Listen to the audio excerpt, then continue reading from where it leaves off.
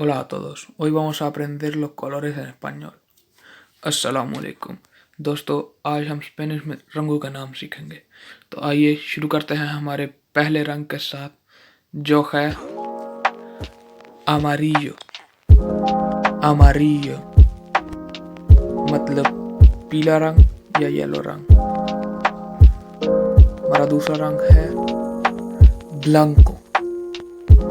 blanco यानी कि सफेद रंग, वाइट। हमारा तीसरा रंग है नारंगा। नारंगा यानी कि माल्टा रंग या ऑरेंज। हमारा अगला रंग है रोसा। रोसा यानी गुलाबी या पिंक। हमारा अगला रंग है रोjo। रोjo यानी कि सुर्ख या रेड।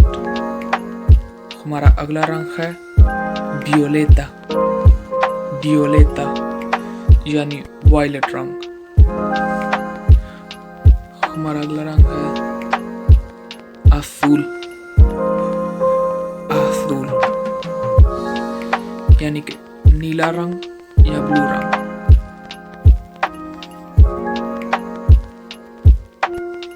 verde। verde यानी कि सब्ज रंग। हमारा अगला रंग है marrón।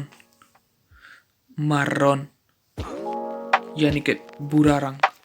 हमारा अगला रंग है ग्रीस। ग्रीस यानी कि ग्रे रंग, श्रमिक। हमारा अगला रंग है नेग्रो। नेग्रो यानी que काला रंग। Si te ha gustado el vídeo, dale un like y suscríbete a este canal. Muchas gracias.